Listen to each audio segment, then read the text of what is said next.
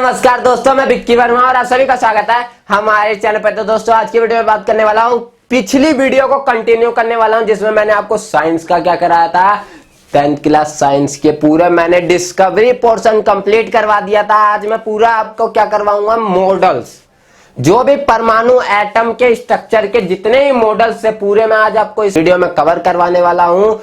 उसके साथ साथ इंपॉर्टेंट क्वेश्चन कुछ देने वाला हूं और तरीका बताने वाला हूं। वीडियो को बिना अंत तक देखे मत चले जाना यार भूल से भी, क्योंकि अगर एक भी टॉपिक छूटा तो दिक्कत हो जाएगी। तो अगर आप हमारे साथ जुड़ना चाहते हो ना तो नीचे रेड कलर का बटन होगा, उसे दबा के चैनल को सब्सक्राइब कर लो। अगर हम जुड़ गए ना तो ऐसे जबरदस्त टॉपिक आपको डेली मिलते रहेगा। तो सबसे पहला जो हमारा मॉडल आ जाता है वो थॉमसन का मॉडल आ जाता है। जे थॉमसन थे ना, वही वाला मॉडल है ये। जे थॉमसन ने वहां भी कमाल किया, यहाँ भी कमाल करेंगे। उसके बाद रदरफोर्ड आएंगे और उसके बाद नेक्स्ट आपका नील बोर आएंगे। बोर नाम है लेकिन बोर करते नहीं, इतना जबरदस्त मॉडल दिया ना। एक के बाद एक आने का रीजन क्या होता है, एक क्वेश्चन अराइज होता है, वो पूछूं कि एक के बाद दूसरे का आने का रीजन क्या होता है। एक जना उसमें फेल हो गया तभी तो वो दूसरा आया, और दूसरा फेल हो गया तभी तीसरा आया। तो एक फेल होगा, दूसरा फेल होगा और तीसरा उसमें क्या करेगा, उन दोनों के कंक्लूजन करके तीसरा उसका मजा उठाएगा। देखना, जे थॉमसन मॉडल की बात करूं तो जे थॉमसन ने क्या किया, थॉमसन मॉडल, जे थॉमसन ने क्या किया, इन्होंने किया, बोला कि कोई एक, जैसे वाटरमेलन देखा है ना, वाटरमेलन, उसी को देख लो। ये एक वाटरमेलन है, वाटरमेलन में ये बीज मतलब उसके क्या है, सीड्स जो है धसे हुए। अब क्या किया उन्होंने बोला, और ये जो भाग है ना, ये वाला रेड वाला जो खाते हैं हम मजे से, वो वाला भाग है, पोर्शन ये वाला है जो हम खाते हैं। अब उन्होंने बोल दिया कि जो हमारा एटम है, जो हमारा एटम है, एटम में एक फुली फिल्ड एक चार्ज होता है, फुली फिल्ड एक चार्ज होता है, और उस चार्ज में नेगेटिवली चार्ज पार्टिकल क्या होते हैं, उसके अंदर धसे हुए होते हैं। उसके अंदर क्या होते हैं, धसे हुए होते हैं सीड्स की तरह, वाटरमेलन की तरह। तो सबसे पहला चीज थ्योरी उन्होंने ये दे दी कि एक स्ट्रक्चर है और उसके अंदर सीड्स जो है क्या हुए, धसे हुए। इनके मॉडल को जो कहा गया वो क्या कहा गया कि ये न्यूट्रल मॉडल है, कि कोई उदासीन, मतलब जो उदास रहे, बिल्कुल कोई चार्ज नहीं है इसके अंदर। ये कहा गया कि पॉजिटिव और नेगेटिव एक दूसरे को कैंसल आउट कर देंगे और वो क्या हो जाएगा, न्यूट्रल हो जाएगा, उदासीन हो जाएगा। तो इन्होंने कहा कि जो हमारा जो वो वाले सीड्स हैं, सीड्स वो आपके नेगेटिवली चार्ज पार्टिकल है, और जो हम भाग खाते हैं, जो रेड कलर वाला पार्ट है, वो हमारा पॉजिटिवली चार्ज पार्टिकल है। इन्होंने क्या कहा, एक चार्ज है, फील्ड है, उस फील्ड को उन्होंने पुडिंग नाम दे दिया, और जो ये सीड्स है उसको क्या है, पलम नाम दे दिया। तो पलम किसके अंदर, पुडिंग के अंदर धसे हुए हैं, तो इनके मॉडल को हम पलम पुडिंग नाम से भी जानते हैं। अब इन्होंने बोला कि ये जो रेड कलर भाग है वो पॉजिटिवली चार्ज है, और जो ये सीड्स है वो नेगेटिवली चार्ज पार्टिकल होते हैं। हमने भी मान लिया, ठीक है, सब कुछ ठीक था। लेकिन अंत में जाके इन्होंने बोल दिया ये चार्ज जो है पूरा का पूरा न्यूट्रल है। लेकिन न्यूट्रल कैसे होगा, सोच सकते हो, इसमें जब आप तरबूज खाते हो, कभी वाटरमेलन कभी खाया होगा, तो उसमें सीड्स इतने ज्यादा मात्रा में होते हैं, इतनी ज्यादा मात्रा में, तो सीड्स ज्यादा होने के कारण इनके जो थी ना थ्योरी, इन्होंने बोल तो दिया सबको, लेकिन थ्योरी यहीं पे फेल हो गई। देख सकते हो थॉमसन मॉडल, इसने बोला according to model atom is electrical neutral, जो मैंने अभी बताया था आपको, न्यूट्रल होता है। The atom is large spherical field in which the uniformly charge and negatively charge electron are scatter around it. इसमें क्या बोला कि ये जो यूनिफॉर्मली चार्ज पार्टिकल्स होते हैं स्पेरिकल, इसके अंदर जो इलेक्ट्रॉन होते हैं वो स्कैटर होते हैं पूरे अराउंड इट, मतलब उसके चारों ओर जो इलेक्ट्रॉन होते हैं वो क्या होते हैं, फैले हुए होते हैं। ये हो गया। सेकंड पॉइंट है, it is also as a plum pudding in which the electron are plum which are present in positively charge pudding. For example this model was considered similar to the watermelon in which the red part of appears the positive and the electron are present as negatively positively charge states. जो मैंने आपको बताया पूरा वही चीज यहाँ पे लिखा हुआ था, आपको मैंने दिखा भी दिया पूरा प्रैक्टिकल के साथ। समझ आ गया ना? थॉमसन मॉडल, थॉमसन ने हो लिया, काम खत्म। अब आ गया रदरफोर्ड जी। रदरफोर्ड मॉडल आ जाता है। रदरफोर्ड में अकेले तो कोई काम कर ले नहीं लेता या कोई खोज कर नहीं लेता, तो क्या किया गया? रदरफोर्ड, अर्नेस्ट रदरफोर्ड थे। सेकंड आपका हैंस गैगर, जो उनके टेक्नीशियन से जो टेक का काम संभालते थे। उसके बाद अर्नेस्ट मर्डेसन, जो ये थे कौन थे? उनके स्टूडेंट थे। इन तीनों ने मिलके पूरा काम संभाला और रदरफोर्ड का अल्फा पार्टिकल स्कैटरिंग पूरा प्रैक्टिकल कर डाला।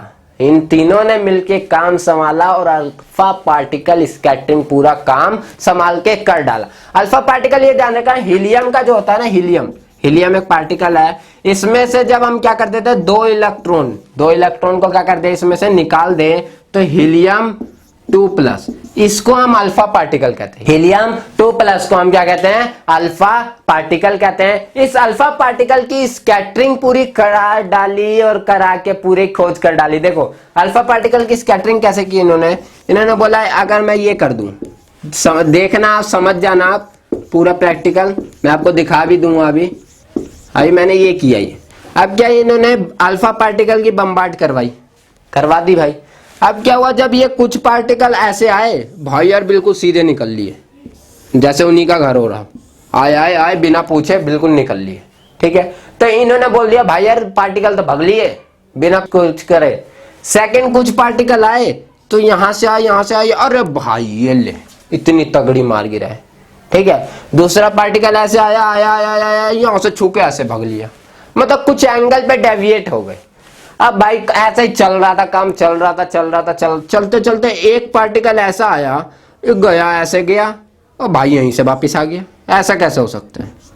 अब पूरा हकबका गए, पूरा यार जैसे होता है ना दिमाग खराब सा, सोच रहे रदरफोर्ड जी ऐसा कैसे हो सकता है यार, पार्टिकल गया और वापस मेरे पास ही आ गया, ऐसा थोड़ी ना हो सकता है। तो उन्होंने बोला ये पूरा पार्टिकल जब पूरे बम्बार्डमेंट हो रही थी, इनसे कंक्लूजन, इसका निष्कर्ष जो निकला अल्फा पार्टिकल से कि बहुत सारा पार्ट जो एटम का है वो तो खाली है। इससे पता चलता है कि देखो पार्टिकल क्या जा रहे हैं, सीधे जा रहे हैं, मतलब फ्री स्पेस है उसके अंदर। ये क्या दिया? सेकंड पॉइंट क्या कहा गया कि पूरे एटम का मास एक स्मॉलेस्ट पोर्शन के अंदर ही रखा हुआ है। उस स्मॉलेस्ट पोर्शन को क्या नाम दे दिया उन्होंने? न्यूक्लियस। और ये जो पार्टिकल आया था ना वापिस, ये टोटल 12,000 पार्टिकल में से एक पार्टिकल वापिस आया था। 12,000 पार्टिकल में से एक पार्टिकल सीधे जाके उसी एंगल पे 180 डिग्री के एंगल पे वापस आ गया। तो इससे इन्होंने ये कंक्लूजन निकाल दिया था कि जो स्मॉलेस्ट पोर्शन है जिसमें एटम का पूरा मास पूरा क्या हुआ है, समाया हुआ है, उसी चीज को उन्होंने क्या नाम दे दिया? न्यूक्लियस। और न्यूक्लियस को क्या कह दिया? न्यूक्लियस की खोज करने वाला कौन बन गया आपका? रदरफोर्ड। तो रदरफोर्ड ने किसने न्यूक्लियस की खोज की? तो रदरफोर्ड ने न्यूक्लियस की खोज की थी। स्मॉलेस्ट पोर्शन सब कुछ ये इन्होंने ही बताया। तो समझ आया इसके कंक्लूजन और अल्फा पार्टिकल स्कैटरिंग इन्होंने की थी। तो इन दो का नाम आप याद रख सकते हो, अगर ना याद रहे तो कोई दिक्कत नहीं, लेकिन रदरफोर्ड का नाम आपको याद होना चाहिए। तो रदरफोर्ड मॉडल में इतना था स्कैटरिंग पार्टिकल का। यहां तक तो मॉडल हो गई। अब भाई यार मॉडल बनाया है तो कुछ तो कमियां की होगी, तभी तो बोर जी आए हैं। अब कमियां देखते हैं क्या इन्होंने कमी कर दी। ठीक है, जैसे हमने थॉमसन की कमी क्या देख ली थी, उन्होंने न्यूट्रल बता दिया शुरू में, लेकिन बाद में बोला कि वीज और ये सब क्या है, इतनी ज्यादा मात्रा में पॉजिटिवली चार्ज ज्यादा है, नेगेटिवली चार्ज ज्यादा है, तो उनकी फेल हो गए थे। इनका फेल क्यों हुआ? इनकी मॉडल के फेल होने का कारण क्या? इन्होंने तो भैया न्यूक्लियस की भी खोज कर दी, ये भी कर दिया, लेकिन इनके फेल होने का कारण था, इन्होंने क्या कहा कि जो इलेक्ट्रॉन है, ये एक न्यूक्लियस है, तो इलेक्ट्रॉन जो है इसके चारों ओर क्या कर रहे हैं? पार्टिकल चक्कर लगा रहे हैं, और वो किसमें? ओवल शेप में। किसमें? ओवल शेप, जो अंडाकार शेप होता है ना, उसमें। अब इसी से बात यार समझ आ गई। मैक्सवेल था एक, कौन था? मैक्सवेल ने क्या बोला कि अगर एक चार्ज पार्टिकल दूसरे चार्ज पार्टिकल के चारों ओर अगर चक्कर लगानी शुरू हो जाए तो समझ जाना कि वो क्या करेगा? एनर्जी लूज करना शुरू कर देगा, मतलब एनर्जी को अपने खोना शुरू कर देगा। और एनर्जी जब खोएगा, और वो किस फॉर्म में? रेडिएशंस की फॉर्म में खोएगा। किसके फॉर्म में? रेस की फॉर्म में खोएगा। तो मैक्सवेल ने कहा कि जब वो चक्कर लगा रहा है इलेक्ट्रॉन तो वो तो एनर्जी खोएगा। अब एनर्जी खोएगा तो पहले उसने समझ लो ऑर्बिट इतना किया, अब उसने एनर्जी खो दी तो समझ लो यहाँ पहुंच जाएगा, और फिर खो दी तो यहाँ पहुंच जाएगा, फिर खो दी तो यहाँ पहुंच जाएगा। अरे भाई भाई ये आया आया आया आया, ये गया न्यूक्लियस के अंदर। अरे अंत में जाके ये न्यूक्लियस में घुस जाएगा, समा जाएगा, और समाने के बाद ये पूरा खत्म हो जाएगा।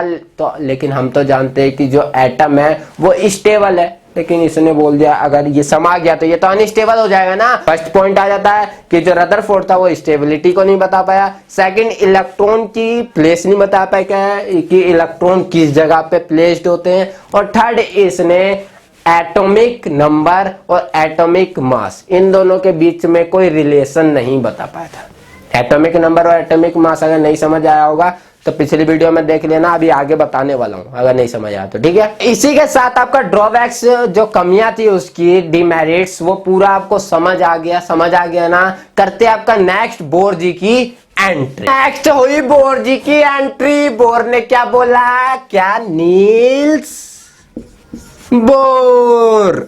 अब भाई यार नाम तो बोर है, नाम क्या है? बोर। करेगा क्या बोर? अरे नहीं यार, यही तो पूरा मजा दिलाएगा। देखो कैसे मजा दिलाएगा। बोर ने क्या कहा? भाई यार जो तुम कह रहे हो सब खराब कह रहे हो, मैं जो कहूंगा वो सही कहूंगा, लेकिन तुम्ही ने तो मेरे को बताया तरीका करने का, मैं तो जो तुमने कहा उसी को बस क्या कर दूंगा, मैनिपुलेट करके बता दूंगा, वही चीज हो जाएगी। अब बोर आया। भाई बोर कौन था? रदरफोर्ड का ही स्टूडेंट था बोर। अब सोचे होगा यार टीचर नहीं कर पाया, स्टूडेंट ने कर दिया, ऐसी क्या चीज थी? तो याद रखना दोस्तों, टीचर जो बता रहा होता है ना, अगर उससे तेज स्टूडेंट निकल जाए तो टीचर को उस दिन गर्व होना शुरू हो जाता है। तो क्या हुआ? नील बोर साहब का कौन था? रदरफोर्ड का स्टूडेंट था। इसी ने रदरफोर्ड की पूरी कमियों को क्या कर दिया? बिल्कुल ठीक कर दिया। किसमें? 1913 में। 1913 में आए, बोले सर जी देखो जो आपने किया ना उसमें इतनी छोटी सी मिस्टेक है, वो मैं कर दूं ठीक? रदरफोर्ड ने बोला कर दे बेटा, ठीक कर दे। लो भाई सर जी लो, कैसे ठीक किया? इन्होंने बस इतना सा कह दिया कि ये एक स्ट्रक्चर है एटम का, स्ट्रक्चर में रदरफोर्ड ने बोल दिया ये भाई न्यूक्लियस है, इन्होंने भी मान लिया ये न्यूक्लियस है। इन्होंने बोला ठीक है सर जी, ये तो ठीक है, कोई नहीं। आपने बोला कि ये जब घूम रही है तो घूमने के बाद ये जाके घुस जाएगी न्यूक्लियस के अंदर। बोर ने कह दिया कि ये जब इसके चारों ओर घूम रही होती है तो इन्होंने इसकी जो तुलना थी, इसको जो कंपेयर किया वो किससे? सन और प्लेनेट से कर दिया। किससे? सन से और प्लेनेट से कर दिया। प्लेनेट जो होते हैं सन के चारों ओर एक निश्चित ऑर्बिट में घूम रहे होते हैं, फिक्स ऑर्बिट होती है ना उनकी। ये तो नहीं पृथ्वी क्या बोलेगा, ओए बृहस्पति इधर आ, चल पहले 2 मिनट उधर घूम लेने, मेरे को अभी मजा नहीं आ रहा यहाँ पे मेरे को। ओए बुध इधर आ, यहाँ पे मेरे को यहाँ घूम लेने। ऐसा तो काम नहीं चलता ना। जिस ऑर्बिट में घूम रहा है उसी ऑर्बिट में उसके चारों ओर घूमता रहेगा। तो ऐसा ही क्या बात बोली बोर ने, उसके साथ कंपेयर किया और बोला कि जो ये इलेक्ट्रॉन होते हैं न्यूक्लियस के चारों ओर एक फिक्स्ड ऑर्बिट में घूम रहे होते हैं, उन्हीं को उनकी परमानेंट क्लासेस कही जाती है, उन्हीं को उनका क्लास कही जाती है, उन्हीं को उनके परमानेंट ऑर्बिट कही जाती है। और जो वो अगर फिक्स ऑर्बिट में जो उनकी क्लास है उसी अगर ऑर्बिट में वो घूम रहे हो तो वो कोई भी रेडिएशन, कोई भी एनर्जी का लूज नहीं करेंगे। और सबसे बेस्ट थ्योरी इन्होंने देके ये बोल दिया कि कोई भी एनर्जी का लॉस नहीं होगा जब वो इलेक्ट्रॉन में घूमेंगे। समझ आया? और उन्हीं क्लास को इन्होंने क्या बोल दिया? एक ये है 1, 2, 3 और 4। इन्हीं क्लास को के, एल, एम और एन का नाम दे दिया गया। के, एल, एम, एन का नाम दे दिया गया। इसमें जो इलेक्ट्रॉन फील्ड करने का जो तरीका था उसके लिए एक फॉर्मूला दे दिया 2n²। क्या बोल दिया? 2n²। हर ऑर्बिट में जो इलेक्ट्रॉन भरे जाएंगे वो इसी फॉर्मूले के हिसाब से भरे जाएंगे। n जो था वो नंबर ऑफ सेल थे, मतलब ये k है तो वो n=1 है, l है तो n=2 है, m है तो 3 है और n है तो 4 है।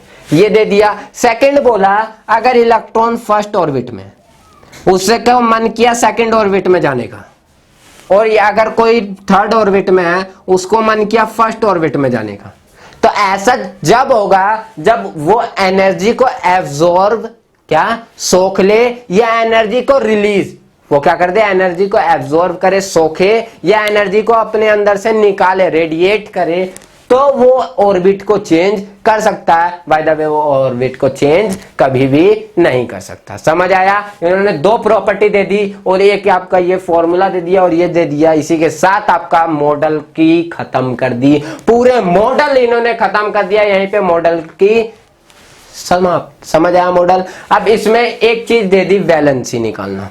ये आ गए भाई, इन्होंने एक थ्योरी तो दे दी 2n² की वैलेंसी कैसे निकलेगी। अब यहीं से एक प्रॉपर्टी की बात करूं मैं, तो क्या बोला इन्होंने, एक चीज बात करूं तो एक एटॉमिक नंबर था, इससे पहले भी मैंने बताया आपको। वैलेंसी की बात करेंगे अभी, एटॉमिक नंबर। सेकेंड पॉइंट क्या था इसमें आपका, mass number. Third part, atomic number को Z से दिखाया जाता है, मास नंबर को आपका A से दिखाया जाता है। थर्ड पॉइंट था आपका आइसोटॉप। मैंने इनके बारे में पहले बता रखा है आपको, लेकिन मैं दोबारा बता देता हूं अगर आपको याद ना हो तो। और एक क्या था, आइसो बार। इसके बाद मैं वैलेंसी का टॉपिक बताऊंगा। एटॉमिक नंबर क्या होता है, कोई भी एटम के, अब न्यूक्लियस, एटम, इलेक्ट्रॉन सब कुछ आपको समझ आ जाएगा। कोई भी एटम के न्यूक्लियस में जितने नंबर ऑफ प्रोटॉन प्रेजेंट होते हैं उसी को हम एटॉमिक नंबर कहते हैं। समझ आया क्या बोला मैंने? जिसके न्यूक्लियस में, कोई भी एटम के न्यूक्लियस में जितने नंबर ऑफ प्रोटॉन प्रेजेंट होंगे उसी को हम क्या कहेंगे, प्रोटॉन नंबर। और याद रखना, प्रोटॉन नंबर, इलेक्ट्रॉन नंबर और एटॉमिक नंबर तीनों ही हमेशा इक्वल होते हैं। प्रोटॉन नंबर, इलेक्ट्रॉन नंबर और atomic number is always equal. समझ आया? Atomic number. मास नंबर की बात करूं तो मास नंबर होता है कोई भी एटम के न्यूक्लियस में present neutron plus proton. Neutron plus proton मतलब प्रोटॉन और न्यूट्रॉन नंबर जितने होंगे वही उसका क्या होगा, मास नंबर। समझ आया? उसके बाद थर्ड आया था आइसोटॉप। तो आइसोटॉप की बात करूं तो आइसोटॉप होता है कोई भी एटम है उसके एटॉमिक नंबर सेम हो, मास नंबर अलग अलग। क्या बोला मैंने? एटॉमिक। कोई भी अगर सिंबल है, कोई भी सिंबल, उसके नीचे यहाँ पे Z लिखा जाता है, ऊपर A लिखा जाता है, मतलब नीचे एटॉमिक नंबर लिखा जाता है, ऊपर आपका मास नंबर। तो आइसोटॉप की बात करूं तो क्लोरीन है। क्लोरीन के आइसोटॉप क्या होता है, ये 17 पे आता है, एक 35 होता है। सेकंड होता है 17 पे आता है, लेकिन इसका एक 37 होता है। देखो एटॉमिक नंबर दोनों के सेम है लेकिन मास नंबर अलग अलग है, इसी को हम क्या कहते हैं, आइसोटॉप्स। एग्जांपल क्लोरीन का दे सकते हो और बताऊं मैं तो इसमें आपका कार्बन का भी एक एग्जांपल होता है, कार्बन 6 पे आता है आपका, एक आपका 12 होता है, कार्बन 6 पे आता है आपका, एक 14 होता है, कार्बन का भी एग्जांपल। इसके बाद आपका आइसोबार एक चीज आ जाता है, तो आइसोबार इसी का उल्टा होता है। यहाँ एटॉमिक नंबर सेम था तो वहां मास नंबर सेम हो जाता है। क्या कहेंगे, कोई भी एटम जिसका मास नंबर सेम हो, एटॉमिक नंबर अलग अलग। जैसे मैंने क्या कह दिया, आर्गन की बात करी तो आर्गन कितने पे आता है आपका, 18 पे, इसका होता है 40। सेकंड मैंने इसकी किसकी बात कर दी आपकी, कैल्शियम की, इसका क्या आता है आपका 20 पे आता है और क्या होता है 40। इसका मास नंबर देखो दोनों का सेम है और एटॉमिक नंबर क्या दोनों के अलग अलग, इसी को हम क्या कहते हैं, आइसोबार। ये छोटे टॉपिक्स थे, ये समझ आ गए हो। इस पे कुछ न्यूमेरिकल होते हैं, मैं न्यूमेरिकल जब करवाऊंगा आपको तो बताऊंगा कि कैसे होंगे। समझ आया ये पूरा? मैं नेक्स्ट जो टॉपिक होने वाला है वो हमारा वैलेंसी होने वाला है। तो वैलेंसी की अगर मैं बात करूं पहले कि वैलेंसी होती क्या है, मैं वैलेंसी की बात करूं, वैलेंसी होती क्या, पहले ये भी तो पता होना चाहिए। तो वैलेंसी क्या होती है, कोई भी एटम के सबसे आउटर मोस्ट सेल, ये जाने का आउटर मोस्ट मतलब ये नहीं है भरा आपने, जैसा मैं बोला हीलियम की, तो हीलियम के पास 2 ही इलेक्ट्रॉन होते हैं। अगर आपने याद नहीं किया पीरियोडिक टेबल, अगर याद नहीं है तो पीरियोडिक टेबल आपको 18 तक ही चाहिए अभी तो, या 20, एक पोटेशियम और एक कैल्शियम, 19 पे पोटेशियम और 20 पे कैल्शियम, 20 तक याद कर लीजिए। मैंने आपको नोट्स में भी दे रखा है और सब कुछ पूरा आप याद कर सकते हो। अगर आपको उससे ज्यादा याद करना है तो अगर नहीं आता तो तरीका मैंने पूरा आपको दे रखा, विक्की वर्मा हेल्प पे चैनल पे जाओ, वहां पीरियोडिक टेबल याद करने की पूरी अच्छे तरीके से पूरा तरीका बता रखा है, याद करो। अगर याद ना हो तो नीचे कमेंट करके बता देना, दिमाग में बैठ जाएगा वो पूरा तरीका। समझ आया? चैनल पर जाकर पीरियोडिक टेबल को याद करो, मैंने नीचे लिंक भी दे दिया है पीरियोडिक टेबल की, उसे भी देख लेना, कोई दिक्कत। अब मैंने वैलेंसी की बात करी, तो वैलेंसी क्या होती है कि सबसे आउटर मोस्ट सेल। अब मैं आउटर मोस्ट सेल मतलब बताऊंगा, आप कहीं कुछ और ना समझ जाओ। जैसे मैंने बोला हीलियम, हीलियम कितने पे आ रहा है आपका, 2 पे आ रहा है, तो मैंने क्या बोला 2n² है। 2n² फॉर्मूला होता है, मतलब कितने इलेक्ट्रॉन भरे जाएंगे। अब मैं पूछू इस k में, k तो 1 होता है, तो 2 1 का स्क्वायर 2 1 का स्क्वायर 1 होता है और 2, मतलब फर्स्ट वाले सेल में 2 इलेक्ट्रॉन भरेंगे भाई हम k में। बस 2 से ज्यादा की उसकी कैपेसिटी नहीं है, तो 2 के बाद किस में चला जाएगा, वो नेक्स्ट में।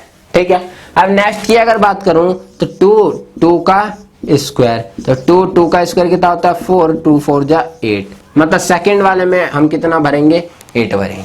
बस 2 का ही निकालना है, थर्ड में 18, फोर्थ में बढ़ता जाता है। तो बस आप इतना याद रखना, फर्स्ट में 2, सेकंड में 8, तीसरे में भी आपको 8 भरना है और फोर्थ में भी आपको यहाँ पे 8 ही भरना है। लेकिन फोर्थ का आपको यहाँ यूज नहीं होगा, बस आपको 3 तक के यूज होंगे। देखो अगर मैंने बोल दिया आपको हीलियम का करने के लिए, सबसे पहले या हीलियम का छोड़ो, आप सबसे पहले लिथियम का करो।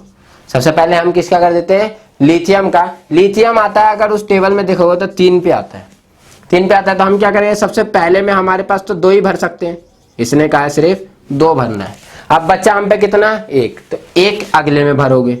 अब इसकी वैलेंसी की बात करूं मैं, तो आउटर मोस्ट सेल, वैलेंसी मतलब संयोजकता होती है, आउटर मोस्ट सेल इसके लिए कौन सा होगा, ये तो नहीं होगा ना, इसमें तो 2 ही सेल की यूज हुए, तो आउटर मोस्ट सेल इसका ये कहलाएगा। आउटर मोस्ट सेल में जितने इलेक्ट्रॉन है, कितने 1, इसकी वैलेंसी कितनी हो गई 1। अब वैलेंसी में भी कुछ लोचा होता है, क्या लोचा होता है, थोड़ा छोटा सा, कि अगर आउटर मोस्ट सेल में 4 से ज्यादा इलेक्ट्रॉन है, 4 से ज्यादा इलेक्ट्रॉन है, तो उसे 8 में से माइनस करना है।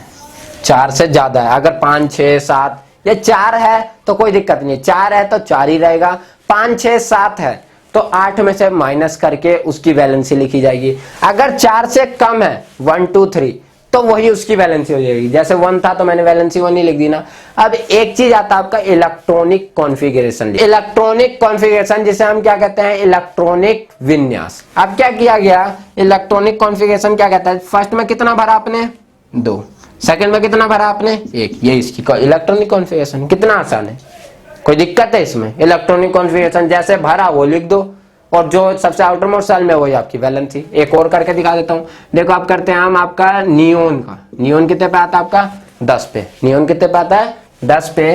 तो हम फर्स्ट में कितने भरेंगे, जल्दी से करते हैं, फर्स्ट में हमने 2 भर दिया, सेकंड में कितने भरेंगे हम, 10 में से 2 गया तो 8, सेकंड में 8 भरते ही हैं। अब 8 भर दिया मैंने, 2 2 4 2 6 और 1 7 1 8 हो गए। अब थर्ड वाला हमें कोई काम नहीं, फोर्थ वाला हमें कोई काम नहीं। अब आउटर मोस्ट सेल क्या कहलाएगा हमारा, यही तो कहलाएगा ये वाला। अब आउटर मोस्ट सेल में कितने इलेक्ट्रॉन 8, और 8 अगर इलेक्ट्रॉन है तो मैंने क्या बोला 4 से ज्यादा है तो उसे 8 में से माइनस कर दो, और भाई इसकी वैलेंसी तो 0 हो गई। और अगर कभी वैलेंसी अगर किसी भी गैस की 0 हो जाती है तो सारी गैस कौन कहलाते हैं आपके, नोबल गैस। क्या कहलाते हैं, नोबल गैस। उसकी वैलेंसी हमेशा क्या होगी 0 होती है, कोई दिक्कत नहीं है। अब इसके बाद अगर मैं मैग्नीशियम की बात कर दूं, मैग्नीशियम कितने पे आता है आपका 12 पे आता है, ठीक है। अब 12 पे अगर ये आ रहा है तो फर्स्ट में आप कितने भरोगे 2, फर्स्ट में मैंने 2 भर दिए, सेकंड में कितने भरोगे 1 2 3 4 5 6 7 8 10 हो गए। अब 2 और 10, तो अब थर्ड में जाना पड़ेगा हमें, थर्ड में कितने भरेंगे 2 और 8 10 हो गए, तो बच्चे कितने हम पे 2, तो मैंने इसमें भर दिए 2, हो गए 12। अब 12 हुए तो सबसे लास्ट आउटर मोस्ट सेल में कितने 2 है ना, तो इसकी वैलेंसी कितनी हो गई 2। अगर मैं इलेक्ट्रॉनिक कॉन्फ़िगरेशन पूछूं तो क्या लिखोगे, पहले 2 कोमा फिर 8 फिर कोमा 2, यही इसकी इलेक्ट्रॉनिक कॉन्फ़िगरेशन। आपको ये पूरा वैलेंसी इलेक्ट्रॉनिक कॉन्फ़िगरेशन निकालना बिल्कुल अच्छे तरीके से समझ आ गया होगा, और नहीं आया तो नीचे कमेंट करके बताना, मैं बिल्कुल अच्छे तरीके से समझाऊंगा। एक क्वेश्चन छोटा सा और लेता हूँ, वीडियो को यहीं समाप्त कर देंगे। कोई एटम है, उसका मास नंबर 23 है, उसके अंदर जो प्रोटॉन प्रेजेंट है वो आप लेट कर लो कि 11 है, उसके अंदर प्रोटॉन जो है वो लेट कर लो कि 11 है। तो उसने पूछा उसका एटॉमिक नंबर बताओ, उसका एटॉमिक नंबर बताओ। सेकंड, उसमें इलेक्ट्रॉन कितने ये बताओ, उसमें न्यूट्रॉन कितने हैं ये बताओ, उसमें न्यूट्रॉन कितने ये बताओ। तो मैंने एक रिलेशन बताया होगा अभी आपको, मास नंबर क्या होता है, प्रोटॉन प्लस न्यूट्रॉन दोनों का सम, proton plus neutron is equal to 23, यही तो होता है। प्रोटॉन प्लस न्यूट्रॉन जो कहलाता है वो क्या कहलाता है, मास नंबर, द्रव्यमान संख्या। तो अब प्रोटॉन क्या है 11, 23 में से 11 अगर जाएगा तो न्यूट्रॉन कितना बच गया 12, निकल गया भाई न्यूट्रॉन। अगर न्यूट्रॉन निकल गया तो प्रोटॉन, इलेक्ट्रॉन और एटॉमिक नंबर तो सारे तो सेम ही होते, तो ये 11 होगा, ये 12 हो गया। ये क्वेश्चन बड़ा अटपटा सा है, एक नंबर में ही आता है, लेकिन इतना अटपटा सा है बहुत जनों को समझ ही नहीं आता। तो समझ आ गया होगा आपको कि बस उस रिलेशन का यूज करके इसमें से आपको सारे पार्टिकल्स या एटॉमिक नंबर पूरा अच्छे तरीके से निकाल देना था। तो इसी के साथ हम यहाँ पे पूरा आपका चैप्टर खत्म करते हैं। चैप्टर समझ आया, पूरा स्ट्रक्चर ऑफ एटम यहीं पे क्या हो जाता है, पूरा समाप्त। कोई भी दिक्कत हो इन पूरे टॉपिक्स में नीचे कमेंट करके बता देना यार, कमेंट सेक्शन खाली है। वीडियो अच्छी लगी हो तो लाइक करके हमारे उत्साह को बढ़ाना कि ऐसी जबरदस्त टॉपिक आपको डेली मिलती रहे। और उस पीरियोडिक टेबल को जाके सबसे पहले देखो। मिलते हैं नेक्स्ट वीडियो में धमाकेदार टॉपिक के साथ, जब तक के लिए बने रहे विक्की वर्मा के साथ। जय हिंद, जय भारत।